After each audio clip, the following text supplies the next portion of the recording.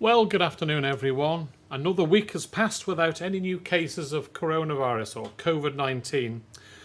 We are getting used to our new normal and life goes on as much as it did before. Routines have resumed, children are back in school, sports fixtures are on the calendar. Diaries which have been blank for months are starting to fill up as we make our plans again. And others are doing the same. Yesterday, Scotland's First Minister, Nicola Sturgeon, described the relaxation of COVID measures there as the biggest step so far in exiting the lockdown. It is indeed a big and tough decision. We too agonised over reaching that point. But time marches on and it feels strange watching cautious steps being taken across in the United Kingdom when we have had most of our freedoms for some time ago now. The comparison between us and our neighbours highlights what a remarkable position we are in and reminds us we must not let complacency set in. One thing that we all share is the long and difficult road ahead to repair the economic damage wrought by COVID-19 across the United Kingdom and here, and I will return to that theme later. But before I do so, I will now hand over to the Health and Social Care Minister, David Ashford, for the latest numbers. David. Thank you, Chief Minister. The total number of tests undertaken stands at 7,430. We were awaiting the return of 34 results, so the total concluded tests now stands at 7,396. The total confirmed cases remains at 336, meaning we have no new cases identified. Thank you, Chief Minister. Okay, thank you very much, David. Now, last week I reflected on the vast sums injected into the United Kingdom economy by Chancellor Rishi Sunak in his summer budget update. Committing $30 billion to nursing the economy back to health is a bold step. It is designed to bolster confidence, encourage spending and avoid a tide of job losses.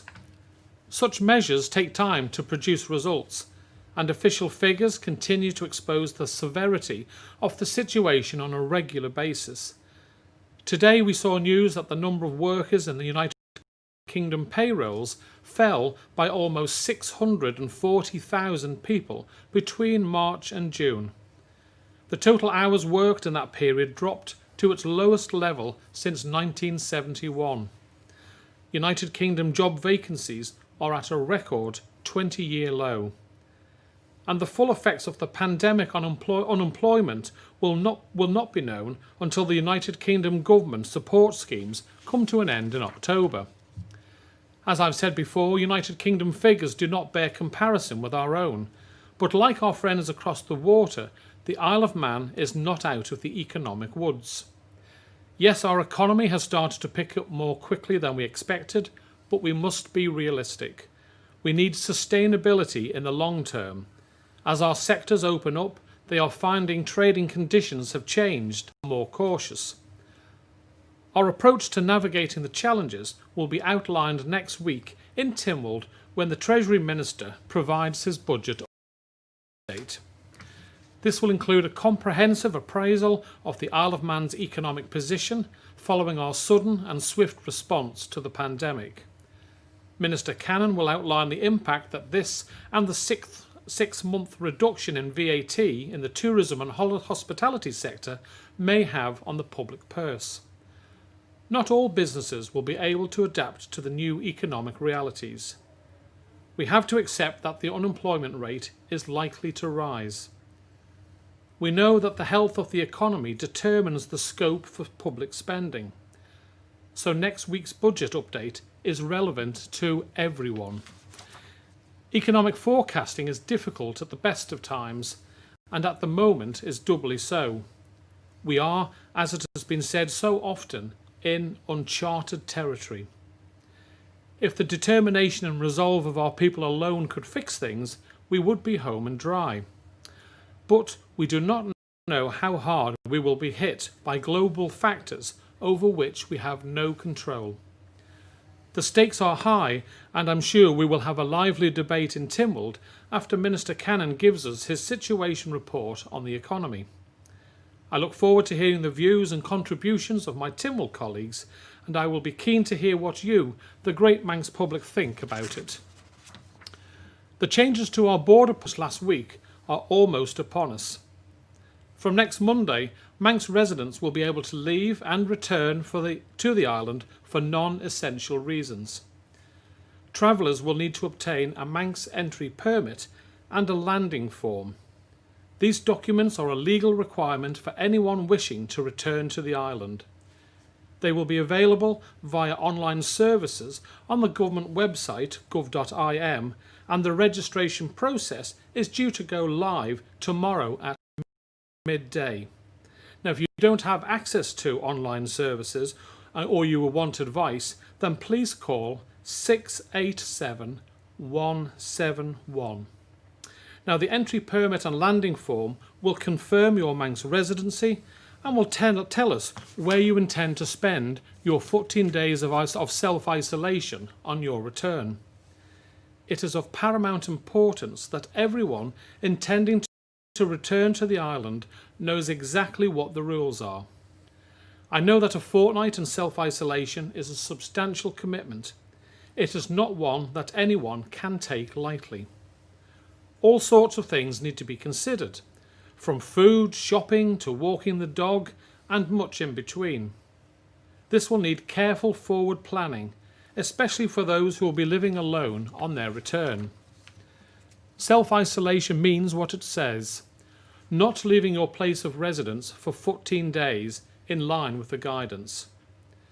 As I've mentioned before, there will be checks by phone and in person to ensure that everyone is following the rules. Clearly, self-isolation will be more of a challenge in a small home with others living there than in a larger house or for those on their own.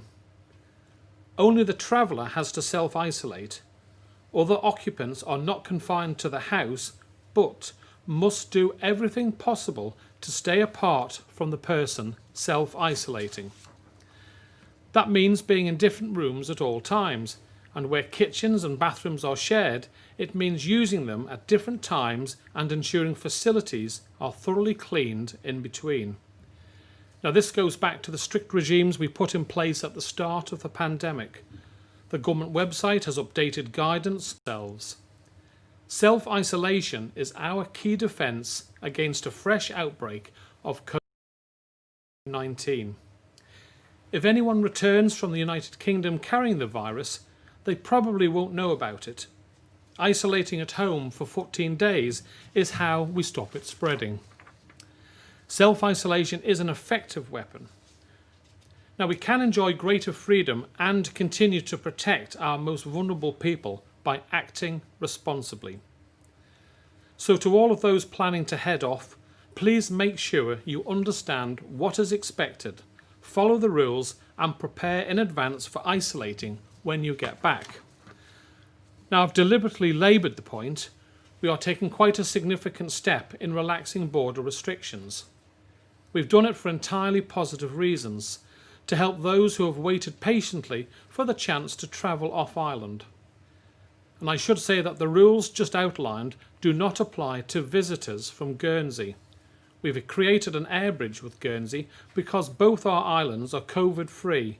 That is why it is safe to visit each other without the restrictions we have put on travel to the United Kingdom and beyond. Both the Isle of Man and Guernsey are maintaining border restrictions for non-residents, a policy which has worked for both of us. And I look forward to welcoming the first visitors from Guernsey, and I'm confident this unique partnership, born from extraordinary circumstances, will be a success. And now to questions from the media. And first we have today is Jess Ward from Isle of Man newspapers. Good afternoon, Jess. Faster my. Faster my, Chief Minister. Just touching upon Guernsey, it has been reported that Guernsey has entered talks with Iceland about opening an air bridge between the two, but Iceland currently has active cases of COVID-19. Surely we need a joint air bridge policy with Guernsey. What is the government doing about that? Well, I am having weekly meetings now with the Chief Minister, Gavin St Pierre, of the Chief Minister of Guernsey. I should have had one yesterday, but sadly our diaries didn't allow it. We both had commitments, so I'm speaking to him first thing tomorrow morning, and we will be having regular updates on their policies. We've always said that if they make any changes or we make any changes, they will let us know, and our respective public health teams will be speaking to one another to ensure that whatever changes are made, that we are both comfortable with those decisions. Now, they're currently looking at Iceland, but it may well be some time, and we'll obviously have to have those discussions with them. So I've always said that Guernsey may well be the first air bridge, but it could well be that other jurisdictions come into this area, and we'll just have to monitor that, Jess. Okay, thank you. My next question is for the Health Minister, please. Afternoon, Jess. Hi. Where are we up to in terms of health services being open to the public, with residents being able to meet with health professionals face to face, specifically in relation to GPs, dentists, and opticians? So in relation to the dentists are now open for appointments. You've got to pre-book the appointments. You can't turn up and book an appointment at the moment. But the dentists do still have some self-imposed restrictions. But basically the dentists have moved pretty much back to normal now. Obviously people do, though, need to be aware that because of the cleaning regimes the dentists have got to put in place, there will still be limited appointments for the foreseeable future. So it's not completely back to normal, and the dentists will obviously be prioritising urgent cases over routine. In relation to optometrists, we've been working with them in order to get them back open. We've drawn up basically a standard operating procedure for them to use. In terms of the clinics, in Nobles, they are returning to normal as well with face-to-face appointments. The GPs, in terms of triaging, are continuing to do telephone and video triage where they believe it's appropriate. But one of the things I need to emphasise with the GPs, of course, is they never did actually shut down. Where the GP felt someone needed to be seen face-to-face, that continued through the pandemic period. In terms of our elective surgery, we're just in the process now of restarting the elective surgery. There will still have to continue to be swabbing of patients prior to them undertaking surgery, and that process has had to be put in place first.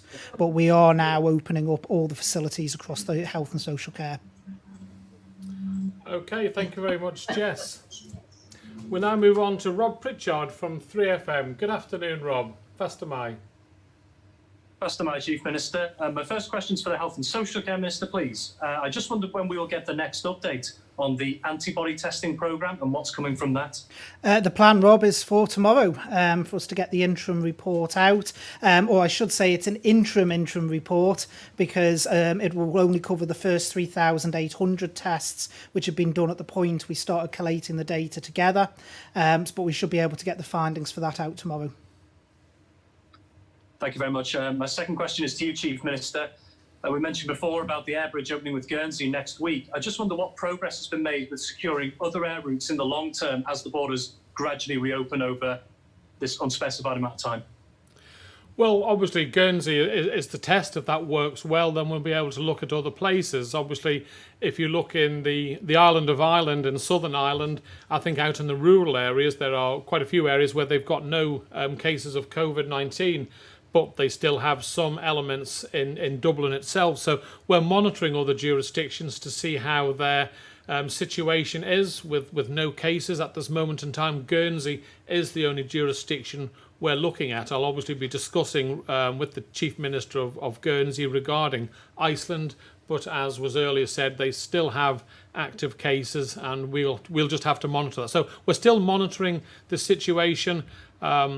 But it has to be safe. There has to be economies of scale to make sure if these travels will work. It just so happens that Guernsey have their own airline sitting there, and they have no cases and we have no cases. But I'm open to looking at other jurisdictions, but they must be in a good position before we would consider freely travelling there without having the restrictions of quarantine coming back. And I think that's the key area, isn't it? It's the days of isolation that you've got to quarantine, you've got to do when you get back. Is that okay, Rob? Thank you very much. Right, we move on to Chris Cave now from Energy FM. Chris, good afternoon. Faster Mai. Good afternoon, Chief Minister. My first question is for the Health Minister as well, and it's really building on a question you've already answered this afternoon, but could you please give us an update on Nobles Hospital? Are there still wards shut? Are some theatres still set out which limit the number of surgical procedures that can be carried out and therefore increasing waiting lists? The wards have been reconfigured back within the main Nobles building. Obviously, we still have the COVID ward that was outside the main Nobles building in the old Ward 20 in Wood Newlands. That's still there. But the main wards, the 2 COVID wards, have now been converted back to normal wards. In relation to the theatre, one of the theatres was turned into extended ICU capacity, and that has now been converted back to theatre as well. So in terms of the situation within the main Nobles Hospital, it is basically pretty much back to normal now. Okay, thank you. And my second question is for you, Chief Minister. If there is a second wave or a serious spike in cases across in the UK, will we see travel restrictions here re-implemented as they were? Obviously, a lot of people are looking forward and hoping that the number of cases in the UK continues to decrease. But if that isn't the case, if we do get a second wave, will we be seeing those travel restrictions here re-implemented? Well, I suppose it all depends, Chris, on the severity of it. We have issued guidance to everyone on the island about our stages if we get a second wave on the Isle of Man. And at some stage, we have to concede that we will have the odd case on the Isle of Man where people come back unbeknown to them infected, but because of the 14 days isolation, we will stop that from spreading around the whole of the island. So we have got the different stages depending on the number of cases on the Isle of Man. Obviously, if you analyse the UK spread, if there is a significant second wave, because they're only probably looking at, I don't know, 3-4% infection rates amongst their population, so there's still a significant amount of the population haven't had COVID-19, then obviously we will take action. But obviously it's, you know, there's no tablets of stone. I sincerely hope the UK carry on their downward trajectory of the number of cases, but we are constantly monitoring that, Chris, and our public health team have daily conversations with the United Kingdom public health team to compare notes and numbers. Thank you. Thank you very much, Chris. Now we move on to Josh Stokes from ITV. Josh, good afternoon. Fast am I. Good afternoon, Chief Minister. From next week, there will be some people travelling to the UK and back to the island, but some may need to leave to go to the UK again within the 2-week time frame for isolating, maybe for work, for example. Are there any rules currently in place for those people? Are they allowed to leave again? Well, we've never stopped people who've come over to the Isle of Man. We've never said you must stay here for 14 days. If you are going straight to the port, whether it be the airport or the harbour in Douglas, then you can go. What we'll be advising is that, and David might want to touch on this, is that we'll be discussing the wearing of masks for those people. I don't know, David, if you want to expand on that, please. Yes, happily, Chief Minister. In terms of people leaving during the self-isolation period, the rule is exactly the same as it was throughout the entire pandemic. There is nothing to stop someone doing that if they wish to leave, but they must travel from self-isolation directly to the port of exit. One of the things we have been discussing is that they should also wear masks and take appropriate PPE in order for them to travel back out because of those around them. Okay, just supplementary to that, and obviously masks is something we've been discussing over the whole pandemic, and it's always been said, you know, that it's advised, but it's never been regulated. Why the change now? Well, it's not actually a change, Josh, because it's exactly in line with what we have already we've said, and our mask advice that is out there at the moment, which is a mask does not protect the wearer. But what it does do is it has some low-level effect in protecting those around the wearer if the person is asymptomatic. And that's exactly in line with that advice. Anyone who's leaving self-isolation early wears a mask to exit the island. It could well be that they've gone away, they've come back to the Isle of Man, they've maybe caught the illness, worst case scenario, but they're not exhibiting signs and they could be infectious leaving the island. So we feel that the wearing of masks, as the Minister said, doesn't stop you catching it, but it can reduce your infection to others, and therefore that's what we, as I say, we've been doing for a while now.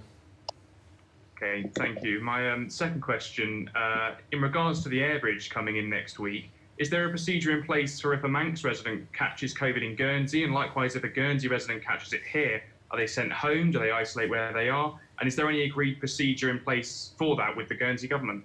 Right, I'll let David answer that, if that's okay, David. In terms of that, Josh, it would depend upon the state of the person. Normally, the person would be expected to self-isolate where they are. That is normal routine procedure. So, for instance, we've had that in the past with cases of Manx residents in the UK who may have shown symptoms. They should not travel with symptoms because they run the risk of spreading it. If it was someone who obviously was in medical difficulty, then there would arrangements need to be put in place to transfer that person back to their home jurisdiction between the two governments. But the person should self-isolate where they are for the 14 days until they recover. Very much, Josh. We now move on to Amanda Cashmore from Jeff the Mongoose. Good afternoon, Amanda. Faster Mai. Faster Mai, Minister. My first question is for the Health Minister, if that's okay. The Oxford University vaccine is so far showing promising results. There is hope that some could be available by September, and the UK government has agreed to order up to 100 million doses if the trial is successful. If there was to be a viable vaccine by then, would the island be allocated vaccines, or would we be at the back of the queue? We most certainly would not be at the back of the queue. We've had talks with the UK government and my equivalent department, DHSC in the UK. They have made absolutely categorically clear that via the NHS supply chain, we would be able to access the vaccine. We would be prioritised in the same way as any other part of the UK would. So we'd be treated exactly the same. The Oxford trial is looking exceptionally promising because the most recent data, of course, from that trial is suggesting that it's not just triggering an antibody immunity response, but it's also potentially triggering a T-cell response. It's still early days in relation to that, but there is growing confidence around the Oxford trial, and in relation to that, the UK government have made quite clear we would be prioritised in the same way as any other region of the UK. And just to build on that, if that's okay, it looks like it possibly could see 30 million doses in September in the UK. Do you know what portion of that we would have on the island? It would be done on a population basis, so I haven't got that exact figure in front of me, but we would obviously negotiate with the UK based on our population for a share of that, and they have guaranteed that we would get a share of that. What we would then have to do is we would look obviously at the most vulnerable categories in our society to prioritise who in the population requires the vaccine the most. Okay, thank you. And secondly, my question is for you, Chief Minister. We've previously discussed testing arrivals upon entering the island in a bid to cut down on quarantine time, as this has been introduced in other countries. If this was to happen for every arrival, would the cost of testing be too high, and would you consider asking travellers to purchase their own tests?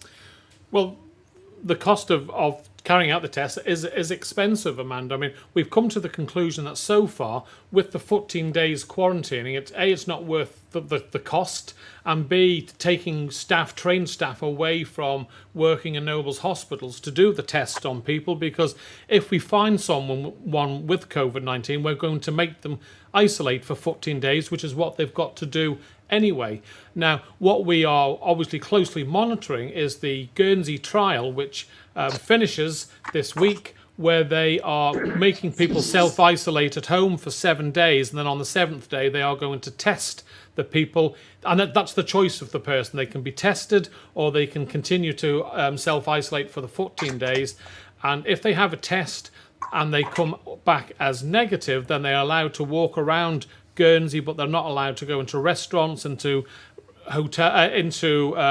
cinemas and theatres, anything where there's an enclosed number of people. So obviously we'll see how that data works. They reckon that will catch now up to 85% of cases, so we'll have to monitor that. But as I say, the tests are not cheap. If we've just been discussing a paper in the Council of Ministers for having to test everyone before they have an operation or go into Nobles Hospital for a procedure, and we are talking a significant amount of money. So doing tests at the border now, to me, at the moment in time, is not the best way of spending our money, when we are going to ask people, even if we spot it, that they've got to isolate anyway for 14 days. So obviously you never say never. If a new test comes along that catches the person, definitely that they have COVID, irrespective of whether it's showing itself or not, then that's a game changer. But at this moment in time, we don't have plans to do testing at the borders. But as I say, that's never say never, maybe in the future. Just to go back to my original question there, though, if you were to go on to testing at the border, would you ask people to purchase their own tests? I think that's something we would have to look at, because obviously there's a cost to the taxpayer, and if you choose to go away, then you are causing the taxpayer on the Isle of Man to have to fund that. So it's obviously a debate we'll have to have, but I think if it's £20-30 a person, then it might be reasonable to ask people to contribute towards that cost, because it's their choice to leave the island. Okay, thank you very much. Thank you very much, Amanda. Right, we now move on to Simon Richardson from Business 365. Good afternoon, Simon. Fast am I. Good afternoon, Chief Minister. Still on a travel theme, Terry Lydiard, the former boss of Manx Airlines, has said he believes the time has come for the Isle of Man to possibly establish its own airline, given the many potential difficulties in attracting operators to our routes at the present time. Do you agree with him, and could his expertise be used to bring about a new national airline for the Isle of Man? I don't agree with him. I do agree that it may well be the case that we have to look at underwriting an airline company's flight. So if we want a company, say, to go to Birmingham or Bristol or Dublin, and the cost of the flights aren't being met by the number of passengers, then to guarantee those flights continue, we say, right, if it's shy, if at the end of the year you haven't covered your costs, we will pick up the tab, then that might be something we will have to look at for the next number of years. If you analyse Warren Buffett, the well-known investor, he has pulled all of his investments out of travel for the next 5 years. He's saying he can see the returns on capital for him aren't going to be good enough. So that may happen. But if you look at our good friends in Guernsey who do have their own airline company, I think in a good year they've been losing £10 million, and figures are being bandied around that there might be £30 million losses this year as a result of COVID-19. An airline company, the taxpayers would not be impressed with that sort of loss. So underwriting flights from existing companies, and there's plenty of people who are prepared to come into the Isle of Man to do that, to me is a way forward if we have to do that. But again, it's something we are aware of. The open skies policy has served us well up until now, but a totally different situation has arisen, and we've got to review and decide what the way forward, because at the end of the day, connectivity for our people and for our businesses is really important to enable them to get to business meetings or to see loved ones around the world. And your next question, Simon. Thank you. My second question, the UK recovery looks set to be long and painful. And as our major trading partner, is this of great concern in respect of our own road to economic recovery? Yes, absolutely. I think I'm on the record as saying we're probably about 80% of our trade is with the United Kingdom. So whilst we might be in a good position, we're seeing the green shoots in our own economy. I've always said it's events that happen off island that have the biggest impact on the island, and that's why I spend so much time in Westminster meeting with relevant organisations to make sure that the Isle of Man's views are always known to the UK government and that we're not inadvertently disadvantaged. Same goes with the economy. We have to be cognizant of the fact that the UK economy is not in a good place at the moment. Neither is ours, I hasten to add, but they could be for a lot longer than us, and that will have the ripple effect, as I keep on saying to people. You've got to follow the ripples. The UK will struggle for the short term, and therefore it's in our own interest to sincerely wish them well and hope that their economy picks up quicker than is being projected. Thank you very much, Simon. Thank you very much. And now, last but certainly not least, we've got Alex Wootton from Manx Radio. Good afternoon, Alex. Fast am I. Good afternoon. Our greatest concern that we've been hearing from the public generally is that particularly older and vulnerable groups are still very worried about the possibility of non-quarantined household members spreading the virus from either self-isolating, asymptomatic or incubating infected people. there's been a big call from people to make this stricter, to make the whole household isolate. You said that's not going to happen, but where it is particularly difficult, say if you only have one bathroom and one bedroom in a household and more than one person, would you consider restricting those regulations to start with, just to give some people some reassurance? Well, Alex, I mean, first and foremost, I do fully understand people's nervousness and being frightened about this. This COVID-19 is a situation we cannot be flippant about, and we in the Council of Ministers have taken this very, very seriously. What I would like to point out and respectfully point out to everyone is that we've been carrying out a patient transfer system. They have treatment in a hospital in the UK, come back and self-isolate at home with their family. Now, that's been going on from day one, and we have not had any cases of infection in the community as a result of that happening. Also, in the early days in March, this is the system we implemented. So we are just going back to a system that we had already implemented and used in March. It's because the UK figures are now at 1 in 3,900 that has given us the confidence to make this step.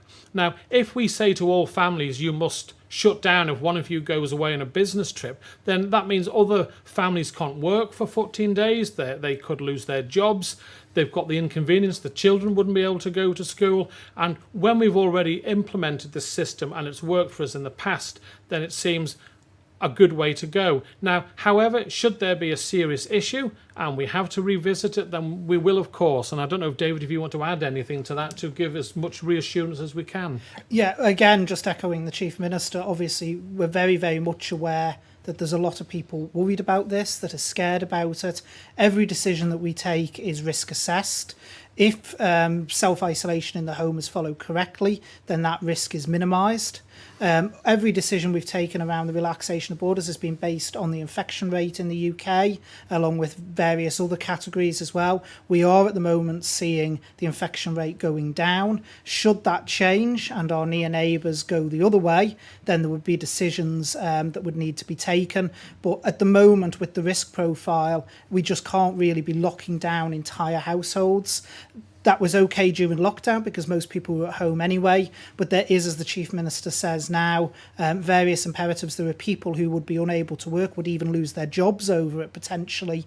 And as the Chief Minister said, with patient transfer for some time now, we've been operating the policy where it is only the people who travel that have to actually self-isolate. The people in the household that haven't travelled have not had to self-isolate, and we have not had a single case off the back of that. Yeah. What I'm happy to confirm, Alex, is that should there be a second wave in the United Kingdom and the figures go up substantially, then we will, of course, review this decision and will change our policies accordingly. Let's hope that's not the situation. But as I say, this is something we've done before on the island, and we have been currently doing throughout for our patient transfer without any spread. So I hope that reassures people. It's a fine balance. We've got to protect the health of the nation. We've also got to get the economy back on track, because if we haven't got a successful economy, we've got no income to fund our health service, all the services that government provides. And the last thing I want to do is not to have the money to say help with cancer treatment, and then we could lose people's lives as a result of not being able to give cancer treatment. So it's incredibly finely balanced. The Council of Ministers, Minister Ashford and myself, we're juggling an awful lot of plates at this moment in time, trying to get that balance right. We think we've done our best with medical backup and support that the medics have supported this move. But obviously, I do understand how concerned people are. It's a worrying time, especially if you're shielding. But we think we can do this as long as people respect the 14-day quarantine. And that's why I laboured that point in my speech at the start, to get over the seriousness of you don't just come home and mix with the family. You stay in a separate room. You wear masks and gloves. You wipe down if you're having to share a bathroom and a toilet, etc. And your next point. You mentioned this afternoon that there will be checks by phone and in some cases in person. Can you tell us who's going to be responsible for that? Would it be the police or government? It will be government. Our borders team, which we've now set up, they've been doing the live testing, obviously, of the IT system for getting your special number when you get a permit, when you're leaving the island, to enable you to come back. We will be employing people to go and do spot checks at people's houses to ensure that they are where they say they are. Well, and we're doing that because it is so serious that if people follow the 14 days, they will not be a threat to their neighbours and their loved ones and the rest of the people of the Isle of Man. It is really important that people respect the fact that we as a government have made these changes to give people more freedom, but it will only work if people respect the 14 days quarantine. And if they don't, there are serious repercussions of a significant fine of up to £10,000 or imprisonment, or a combination of both if they break this. And spot checks will be done because we want to protect all of the people of the Isle of Man. Thank you very much, Alex. Okay, well, I think that's everyone for today. I'd like to thank you all very much for your questions. It's good to get that messaging out there to what our people are asking, and I know there's an awful lot of concern, but we're doing our utmost to make sure that everyone is protected, but we have to open the island up. It's a step-by-step approach. It's not a sudden opening up. We're being as sensible as we can about protecting our people, but without causing our economy to crash and burn, which would be a second disaster. So it's a fine balance, but we will do our best. We, of course, listen to your concerns, and if anything we can do to reassure you, then we will do. Now, in ending, I would like to pay a special tribute to the coronavirus testing team at the grandstand. Now, the original squad, affectionately known as the Swab Squad, will work their final shift together this Saturday. The squad officially opened the doors on the 20th of May, and I'm sure we will all recall the intense interest this attracted at the time. Large numbers of people in cars descended on the drive-through facility, a sight the island has never witnessed before. A total of 47 staff have worked there over the months, many of whom were student nurses. Now, unit coordinators Amanda Phillips and Bernadette Devlin tell me that they were nothing short of amazing. It has certainly been a hands-on training experience like no other, one which will be invaluable to the next generation of nurses as they start their careers. Amanda and Bernie also want to convey thanks to colleagues from other areas who contributed to the success of the project and made their lives so much easier. Staff in microbiology, the 111 call centre, as well as portering, catering and laundry staff from Nobles, and I know there was a number of teachers from UCM who went there to help as well. So thank you. You showed what teamwork really is. What I think is particularly impressive is that despite COVID-positive patients attending the unit from day one, not one of the staff contracted the disease. From Monday onwards, the facility will be run as a community swabbing centre, mainly handling tests for pre-operative patients, and this is a vital safeguard against infection as routine work resumes at the hospital. The team will continue to take samples from any symptomatic patients too. So Saturday marks the end of an era, and I want to thank all involved for the immense effort, dedication and commitment given to the project. You have played a vital part to our COVID-19 response, working long hours in challenging circumstances. You did your jobs with professionalism and pride and helped the community through a scary time. It is my pleasure to thank you and all health and care staff for your service to our community. We may have stopped clapping, but we haven't stopped appreciating our NHS heroes. Finally, before I exit stage left, I would like to say happy birthday to our precious Gaiety Theatre. The Gaiety Theatre opened its doors 120 years ago today, and I called in earlier to join staff and supporters marking the occasion. The theatre has been closed during the pandemic, so they found another way to celebrate. A diverse range of memories have been sent in by the public over the past few months to form a unique online collection. It includes pictures, programmes, anecdotes and reviews reflecting the Gaiety's colourful past, from the Young Farmers concerts to drama festivals, and from plays, ballet and opera to stunning performances by local groups. The Gaiety has a prized place in Manx community life. The collection is still open. If you have something to submit, do visit the site at villagaiety.com/memories. Many happy returns to the Gaiety. May the curtain continue to rise for another 120 years. It's good to finish on something so positive. Have a good weekend, everyone. Thank you all very much.